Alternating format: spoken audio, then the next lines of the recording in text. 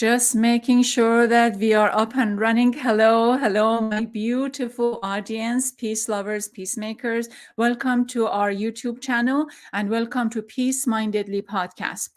So for today, we are talking about a subject that so many people are interested and has a discussion about the topic as long as human beings has ever lived, and that is about sex, love, eroticism, and lust. And this show, particularly, we are talking about this concept among Arab women. There is no better person than our beautiful writer, Selma Dabbagh. The book is We Wrote in Symbols, Love and Lust by Arab Women Writers.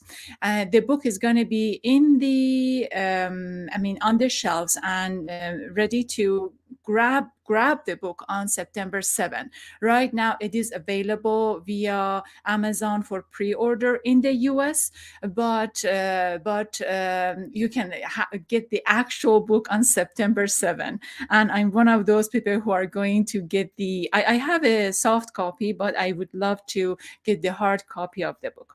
Selma Dabbagh is a British Palestinian writer, and her debut novel, Out of It, was named a Guardian Book of the Year. Her audio play, The Brick, was produced by BBC Radio. She has numerous short stories, and I am so honored to have Selma in our show. Hello, Selma. Hello, Sarah. Thank you for inviting me here. Absolutely, it's a pleasure. It's a pleasure, Selma. What was it? Your enthusiasm, your enthusiastic introduction. Absolutely. Selma, tell me, what did happen that you decided to write this book? Okay. Well, I mean, I think the idea for this book comes from a variety of places. One was an anthology of classical poems by classical women writers. So it was Arabic poetry from the pre-Islamic era right up until the fall of Andalusia in 1492. And it was edited by a man called Abdullah Uthari, published by Saki. And I read it in the around 2006 when I was writing my novel. And the poems in this really struck me. I mean, some of them were very, what you'd expect from classical Arab women poets. They were lamenting the loss of maybe a brother in war, or they were, describing a natural setting. But there were also these poems about love and about lust and about sexuality, which had a very contemporary and forthright voice in them, which was a surprise to me. And so that interested me very much. I included a couple of little snippets of some of these poems in my novel. But it also opened up to me this idea of Arab women's, the way that sexuality was seen in the Arab world, having varied a lot throughout the era. And then I always read quite broadly, and so I've been reading a lot of contemporary writing, and there were Arab women writers who really influenced me starting to write, and the writers that I was very attracted to, particularly those who wrote in English, because I'm an English language reader. So Indepth being one of them, and I felt that her writings on very personal, intimate issues was often put in a very subtle way, and she could capture all the nuance and the subtlety of sexual politics, which I think is something which we all find very hard to do, even in conversations with people when it's really, really important to get the right word. We often wish for a moment to have been in a different way, or we're so scared of offending that we rush through how we describe these points in our lives. And I found her to be extremely skilled and very, it really moved me, her writing. Also, Hanan El-Sheikh, who I'm not sure if you know, but she's they're both of them, they're icons of Arabic Arab women writers for English language readers. And Hanan deals also with issues to do with sex, sometimes which are, in a problematic way, issues of rape or abuse, but also just in a playful way. And she's a very funny writer. So these two women were on my spectrum, on my horizon. And then you also had the classical poets. Then I also started noticing that there were writers, and here we have Leila Slimani, who's like this massive, best-selling writer who writes in French, Moroccan French writer, who wrote probably one of the most, a novel with hugely sexually explicit scenes, which became a blockbuster. This was only a couple of years ago. Adele. What is the book? Do you remember the book? Yeah, there's an extract from it in the anthology, but it's called Adele in English and Les Jardins des Ogres in French. So, and I thought it was just very interesting how there was this movement around writing about sexuality in modern writers and the very classical. So what I wanted to do, because I was a little bit, maybe left a little bit cold by some of the contemporary writing I've been reading by North American writers about, particularly the hookup culture, sometimes very sort of, I don't know, it's almost like it's posturing in a male way about how to deal with sexuality, and it felt a little bit alien to me. So I was just wondering what's happened between that classical period, which seems to end in 1492, and the modern period, and if we could just collect a range of voices. I was also, sorry, it's a bit of a long answer, this one, because it's really, the idea came to me in many ways, and it was kind of idealistic in a way, because I wanted to show the heterogeneity of the Arab world, how many different religions, different religious beliefs or none. I've got Jewish, Christian, and Muslim writers in the book. I've got some who don't have any religion. I've got writers in French. Sorry. Yes, we do have about 75 writers in this book, and about 101 stories. And then, I mean, as much as I understood, the period that we are covering of telling all of these stories goes back to about how many years? About, if I'm right, 3,000 years? 3,000 BC, possibly. I mean, there's a lot of, you see, it's very hard to time date the oldest poems. So what's called the Jahiliyyah, or the period of ignorance before Islam. So what is the strategy to say, okay, so I'm going to pick this writer and I'm going to pick this poet and I'm going to do this? What was the strategy of choosing these people? Well, it was quite tricky. And what I decided to do was go very broad, and I tend to do this when I write anything. My first drafts are very wide. I research everything possible, and then I shrink it back in, and then and shrinking in involves the sort of picking up on strands of ideas or themes. So I wanted to cover as many time periods as possible, as many languages as possible, as many nuances within love and lust. And then sometimes I was finding this connection. I also wanted to get highly established, well-established writers and new voices. I was very keen to encourage writers who hadn't been published before to come forward if they hadn't, because when I started writing, I lived in Bahrain. It was quite difficult to get any work published. So I was asking people to see if they knew of other people. So Saki, the publisher, was helping, other writers were recommending. So it was very broad. Then we picked up on these themes of love and lust coming through very strongly. So at one point we were playing with the idea of erotica or erotic or writings, but actually really we found this connection between love and lust being very strong. So what is the main difference, in your opinion, between lust and erotica? Well, erotica, you see, I always thought that, I generally kind of conceived that erotica is writing just about anything erotic, and erotic itself can mean, some people define it as sort of anything sensual or a life force. Some people see it clearly as belonging to sex, but erotica as a genre within literary writing has often become just associated with writing which is written with the specific object of sort of sexually exciting the reader.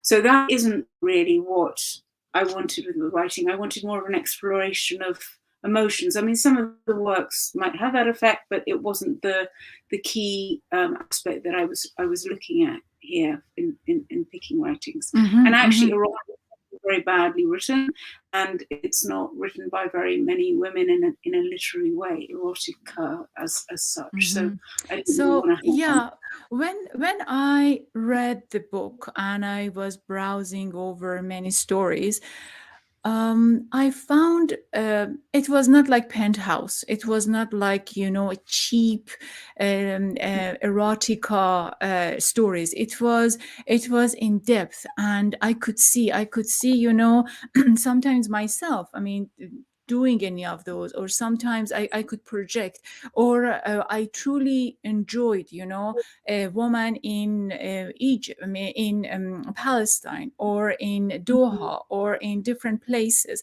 and the writing was very in depth. So, for instance, in one of the short stories, it's "Catch No Feeling" by Yusra Samir Imran. So the story Yeah. is a man who is flies from Riyadh to Doha to have sex with this woman in a 4-star hotel, and then when woman suggests him to move to Doha and stay with her and so forth, he just, you know, decided on his way back to just cut everything and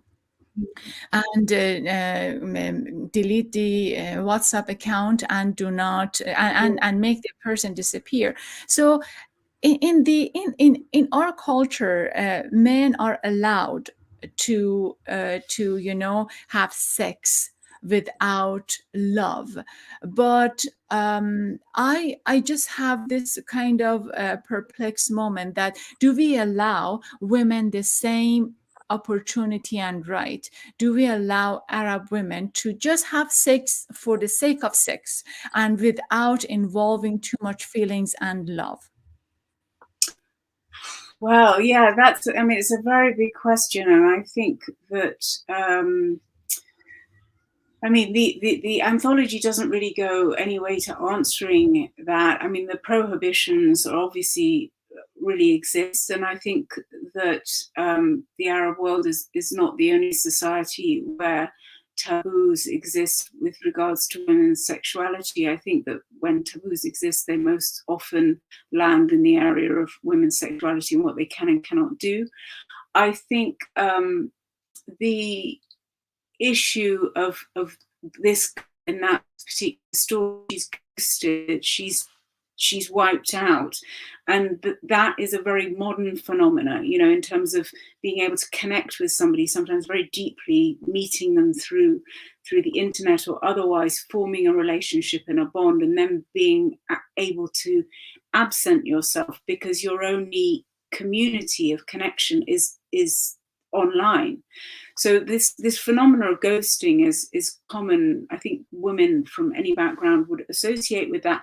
And I think that the trigger moment in that story where the narrator says, "I want more from you. You know, I have feelings for you." It's the desire of the man not to involve the feelings, the ability that he can walk away, that I also think is something that is felt quite universally as more likely to happen to a woman than the other way around. But, the character from Leila Soleimani actually is it's set in France, and she is a sort of Arabic woman character in France, but she's using sexuality as a tool. Or as a mechanism for having power in a way in the story. So it's not all of them where the woman ends up as the victim in the sort of the loser position, but it's very complex. But it's as complex, although the stakes are higher, perhaps, in prohibitive society. I mean, sex itself is a very complex space to ever tap into. So I wonder, do you have any favorite story in this book? Of course, you're going to say all of the stories are my favorite stories. I love them all. But is there any? Yeah, I think the thing about this book is I feel it's something that should maybe stay by somebody's bed, and that you can pick it up and read it at different times. I think to read it, I mean, the amount of sex in it actually sort of, when I put it together and it was sort of in one volume and I read it, I was like, oh my God, there's so much. It felt quite, because sex is so strong to kind of, it's like violence. It's like you sort of need to deal with it in small bits because it evokes such strong emotions. So I think it's a book that needs to be read slowly. And I think some of the pieces, which I love, you know, on one day I can, you know, maybe some of the very sexual, funny pieces really work for me. And then other days I'm really attracted to the more poignant, romantic pieces. So, or sometimes the more playful ones. But I have many favorites, particularly from the, there's one new translation of a very old poem. Tell me story of one of the ones, this story of one of the ones you like. Well, some of the older ones, we don't have very much story around them. And then, so I mean, one is by, I just find it the most, some of them from the classical periods are almost, they're exchanges. So the man would say something and the woman would come back with a retort, because there were some of the poets during the Abbasid, Umayyad, Andalusian periods. It was the women of the court would raise their own value by their skills in poetry. So to be quick-witted was a way to sort of, it was like for sort of the Mamluk soldiers, that was the way that you elevated yourself through soldiery, whereas the women were elevating themselves through their power of wit, you know, or their musical skills or their singing voice. So you have this really interesting kind of throwback comments, which I really love. And also I'd like to say is to add a little bit more story and color to the classical period, which a lot of people, you know, if I didn't date my pieces because I didn't want people to feel this distance of time. But in the classical period, there are some of the poets who are known to embroider the poems on their clothes, and some of these clothes were transparent. So you'd have the couplet on their arm, maybe sewn in, sometimes on the belt, and it would be sort of seen around town what they were saying to their lover, you know, and it would be known who their lover was. And it's almost like Twitter between the celebrities. That I think gives a little bit of color and context. I'd love to see it performed, you know. Sure, absolutely. Here is my request. I'm sure that you can tell me better than myself, to just give a flavor of the stories and storytelling to our readers. There is one particular story. I think it's called Fig Milk. Yes. Between in Palestine refugee camp, between I think Dakar and the other woman. What's going on? Oh, I'm so glad you picked out this one, because Samia Issa, who wrote this, she's published a lot in Arabic. This is the first time she's been published in English. To me, because I wrote a lot on Palestine, and I think that this, you know, this piece is extraordinary because it's a sexual encounter which takes place in the only place of privacy within a refugee camp, which is in the latrines. So it's actually a really disgusting setting, but somehow Samia, in the way that she writes this, she gets the sort of the longing of the human heart. These two characters who don't really see each other. They're also, the woman is slightly older. She's said to be like in her 40s. And I find it a very politically strong piece, as well as being so much just about humanity and how degrading the lives of people in camps can become by just working with the aspirations of you know, for love and connection and sexuality and being held. And this piece, I think it's beautiful. It's sensual. It's kind of funny. It's a bit ludicrous. It's it's kind of gross as well, the setting, but she makes it almost beautiful. She makes it almost like an epiphany is happening in these bathrooms. Okay, I'm going to tell this story if you don't. So it's about this woman is in a refugee camp, and she found a space in this bathroom to go and masturbate. And then at the same time, there is another gentleman, People's Leaders Committee, head of the People's Committee, and he happens to be in the men's section of the bathroom, and the wall was very thin between these two individuals. And when women was masturbating, she was mowing and all of those, and the man can hear and got excited, and he was also masturbating. But what you read in this story is, as I said, it's not porno. It's a beautiful literature of implying an implication of what's happening, what's taking place, and how everything is coming together. And it's just absolutely. I'm just going to encourage everyone to buy the book, because this is one of the pieces, and many other pieces that I absolutely loved. Here's my question. I have been talking with writers, and scholars and sex educators. In our season 2, we had a special program on Valentine's Day, 3 Muslim women managing this sex education online classes for women only, and just teaching them how to do sex and how to enjoy and how to have protective sex. Or I talked with Sertaj Koglu. She is the scholar, and she wrote this book about women desire. So women in Istanbul really taking care of their bodies and the beauty. So then they be more desirable, not only for themselves, for their husbands, or just not specifically saying within the characteristic of their family.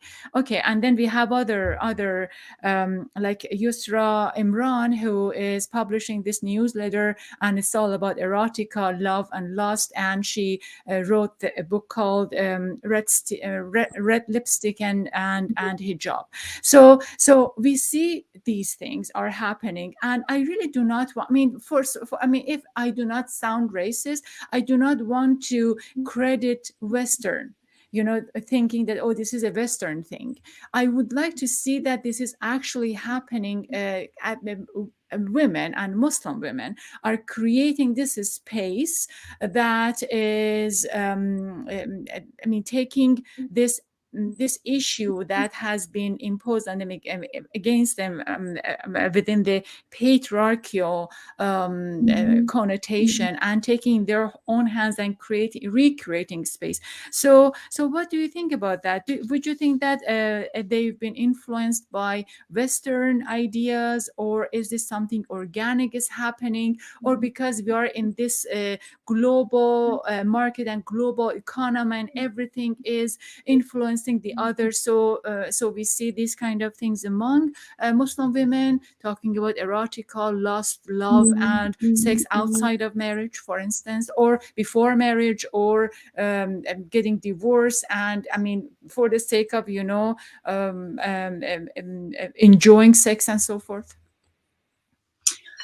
Well, I love the question. I love where you're coming from and the work that you've already highlighted and you've connected with. I think one of the things I was very keen on with this collection, it's a collection of literature. So various voices explaining. It's not theoretical in terms of pointing at something. But definitely, I was very keen to get the connection with the classical in the modern, show the heritage with regards to women's sexuality, because for two things. One is that Arab women were writing poetry long before any poems were published English. The first book published in English was in the 14th century. By then we've already had this long, we've had these periods that I mentioned previously. We've had very literate, high degree of literacy. There also was a different period. So even before having books or books in publishing space, women and Arab women were writing about desire and Yeah. love and sex. Yeah, Yes.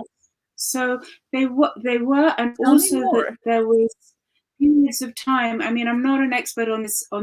area, but I think I've spoken to academics that during the Bassett period, for example, in Iraq, you had this notion of female sexual desire as being something very strong, but also something which could be viewed as a positive thing, which had to be catered towards. That it would mean that sexuality was kind of a way of life. It was a way of creating harmony within the couple, and with the couple that would sort of reach out to a broader harmony within society. So ensuring that the women were satisfied as well existed in this, in the Islamic religion at a point in time, as well as other anomalies to the way that Islam might be being interpreted today.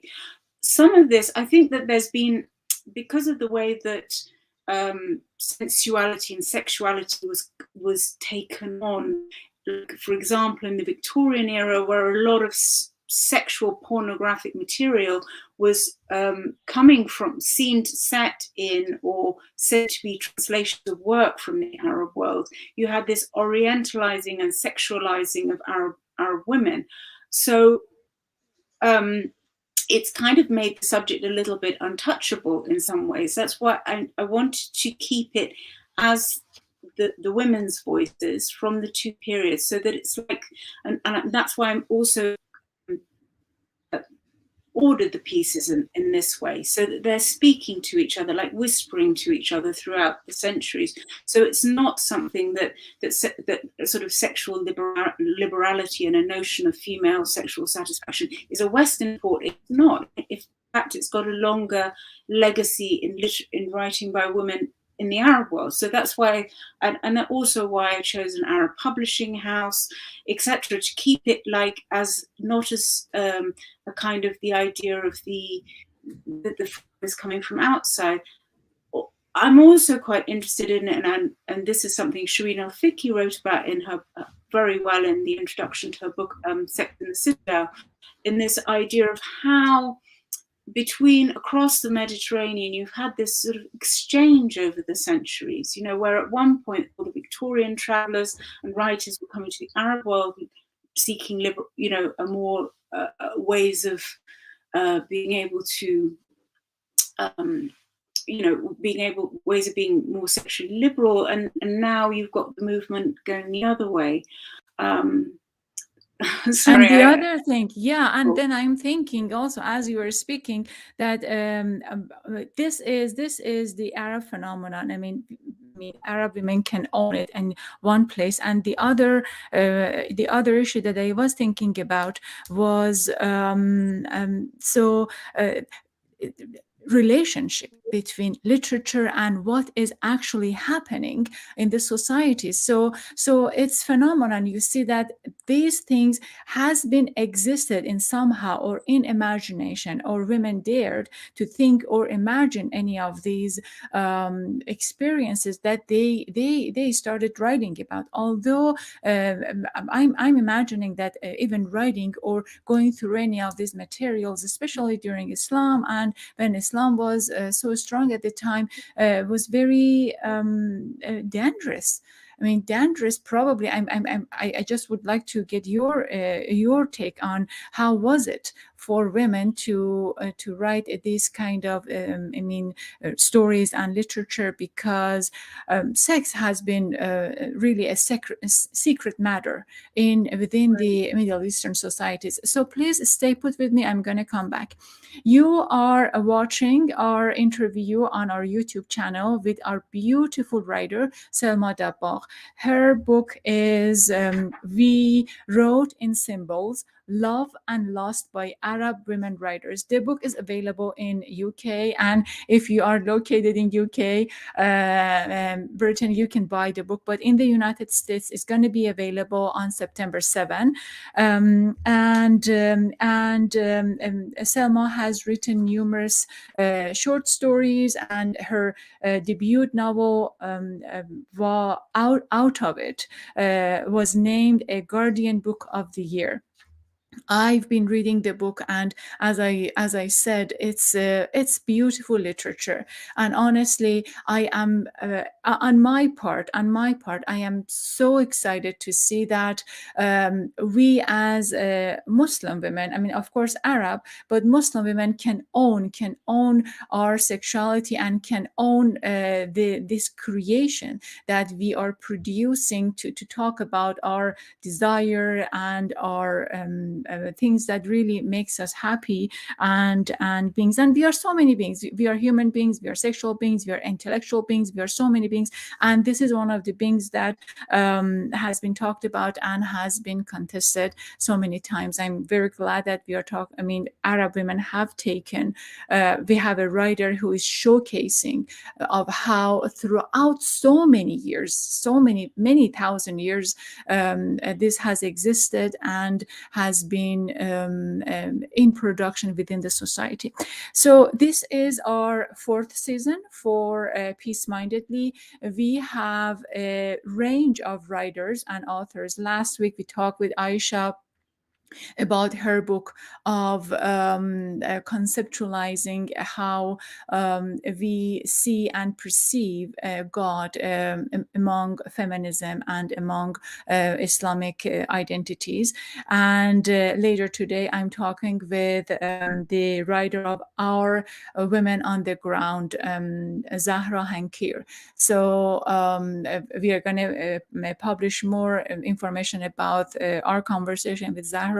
But basically, the book is about, she edited many of the, our writers today, edited many of the pieces that has been written by Arab reporters who are on the ground in Arab nations, writing and talking about Arab issues within their communities. For me, this is an important matter because as a foreign correspondent, it's one of my, frustration to see that we do have beautiful, very amazing foreign correspondents from other major networks, but they happen to miss some of the very key important issues that they had to address in their stories. But when we have a local and native reporter, maybe we can eliminate those kind of shortcomings. So today I'm talking with Selma Dabbagh, is the writer of We Wrote in Symbols, Love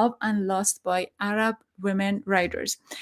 Selma, would you think in any way the Me Too movement that we are experiencing here in the West have ever influenced any of the writers, recent contemporary writers, to just come out of shell and talk about sexuality with less fear?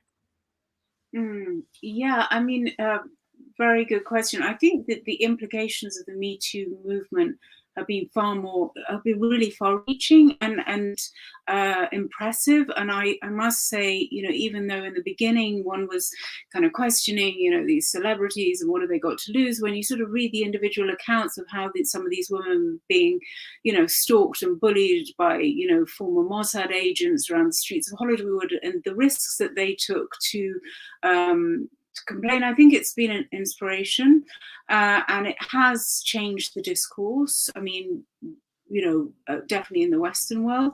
I think social media has made some women more courageous in the introduction of the internet. But then other women I've spoken to in more conservative societies say that it used to be easier to write because you might publish a poetry pamphlet and maybe 5,000 people see it. Now things can be taken out of context, they can be circulated. So we have to always be very careful about, how stories are presented. Absolutely. You know, it's not Absolutely. standard. Mm-hmm. It's just exploratory. It's also, I think, with fiction writers, because that's, you know, where I came from at this, in the role of a fiction writer, we have a real need for stories, particularly positive stories and loving stories and stories with a erotic impulse in them, because the Arab world, you know,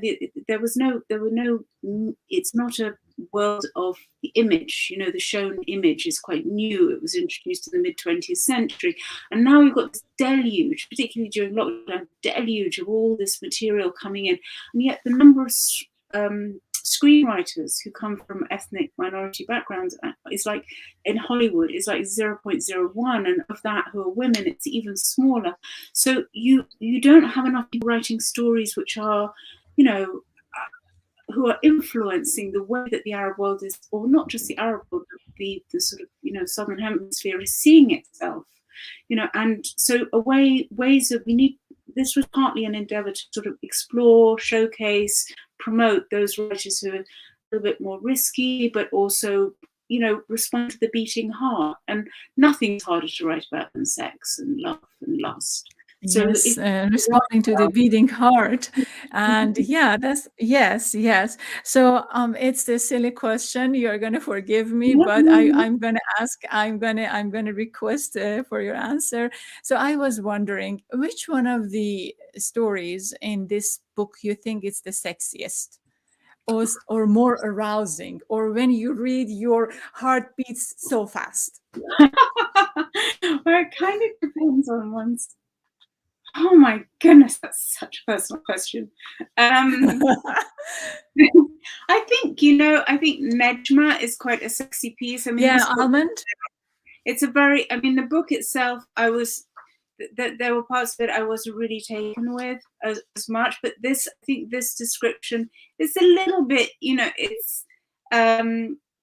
that's quite, you know, it's full on, it's the full sort of sexy. The one I love, the Selwa al-Naimi, in terms of the pre-sexual encounters and the sort of feeling of what it's like to be with a lover when there's that charge in the room or when you first meet them. I think she gets that really well, and she also, I don't know, it makes you sort of long to be in that moment again. What is the name of the story? Do you remember? The Selwa al-Naimi is on the ecstasies of the body. On the ecstasies of the body. But which is the second? I wasn't expecting you to ask me that, to be honest. Yes, I mean, I know. But I know that you are gonna, I'm sure you are not gonna read the ecstasies in the body, but you promised me to read 2 poems, and then Yes. I'm wondering if you are ready to read them. Yes. So what I'm going to do is, what I'll do, I will read a bit of the ecstasies of the body, which is just about meetings. It's not an overtly sexual part. Maybe I need to promote this anthology a little bit longer, and then I'll be ready to do that. Anyway, what one is able to read to oneself is different to what one can read on a video forever. So Selwa and Naimi, this is the part where she says, "The first time I saw him, I was in the metro. I was reading a satirical newspaper. I raised my eyes and saw him staring at me. He was sitting opposite me, talking with friends. I went back to my reading, but I was distracted. There was something in him that called to me, something in his look that called to me. Our eyes met again, and that stubborn exploratory look was trained on me. We got off at the same train station. We went our own way with a last lingering look, but I didn't have enough time to register that look so that I might recall it and try to decipher it. The first time I saw him, he was sitting in front of me at the political conference I'd come to attend. He was with a group of people that I knew. A mutual friend introduced us, and from that point on, he didn't leave me. He stayed by my side, and I felt good. For 2 days, we did not leave each other. We parted only in the evening, each returning to our respective lives. He gestured to his throat. It grabs me here, he said at the end of the second day, for my ears only. Had I heard him correctly? When he repeated these words, I knew that I had been waiting for them. I almost gave that half-serious, half-mocking laugh that I used to avoid the issue. But then I didn't dare play with him the game that I play with others. His presence was so complete that it obliged me to answer him. I felt dizzy. How did I know that I had to make up my decision at that instant or to face him? I didn't want to lose him. I think I could stop there. With that extract goes on a little further, but what she does, she merges several encounters with different men into sort of one moment of meeting. And then I want to read something from the classical period, which is a little bit more pained. It's by Ulayya bint al-Mahdi, who was the sister of Harun al-Rashid. And she's quite interesting because she's said to have loved men, women, and also possibly the court eunuch. So there's a real androgyny in terms of the love, who she loves and how she loves. So she says, to love two people is to have it coming, body nailed to beams, dismemberment. But loving one is like observing religion. I held out until fever broke me. How long can grass brave fire? If I did not have hope that my heart's master's heart would bend to mine, I would be stranded, no closer to gate than home. And that's translated by Yasmin Seal. Beautiful. Thank you very much. Absolutely beautiful. Is there, I mean, this is, I'm wondering, is there anything else you would like to add to this conversation? I think just one little point, which was just about women and sexuality. And I think there's so much, I've talked a little bit, I talked about sort of Netflix and the sort of deluge of media images, but it's like the deluge of pornographic images and male versions of how sex should be have taken over the world. So it's not just about Arab women writers, but it's just about trying to find voices which are explaining this experience for women, which can be quite different to how it's envisaged on the screen. That was one thing. And the other thing is just that writing, I think it provides a very private space, and reading is a very private activity, and the book is something very, very suited to this kind of writing, which is why I think it's important. And the last thing perhaps is just because it's about love, and I think there's so little which is about love in a region which is always connected to violence. I think it takes you into the moment and the place in a fresh way, with beautiful descriptions of towns and cities we don't all know. Beautiful. What is your next project? I'm writing a novel set in 1930s Jerusalem, and I'm loving it. Yeah. Setting in where? What? 1930s Jerusalem, in the area of Sheikh Jarrah. Yeah. Mm-hmm. So it's a love story, isn't it? It's a bit of a love story. Yeah. It's a bit of a love story, and it's a political drama as well. Yeah. Okay. Excellent. Yeah. Can't wait to read the book. Thank you so much. Yes, Selma. So it's the signature of our show. We ask our guests to share a statement, childhood story, prayer, something meaningful for them about peace, kindness, and compassion. And I wonder what would you like to share with us?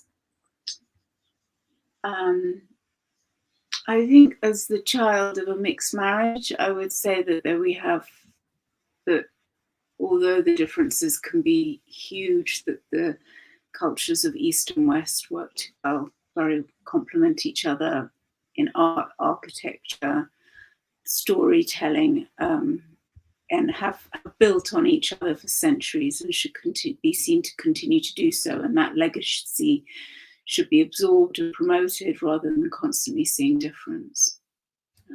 Beautiful. Thank you very much. And thank you so much for being our honored guest. Khoda Hafiz.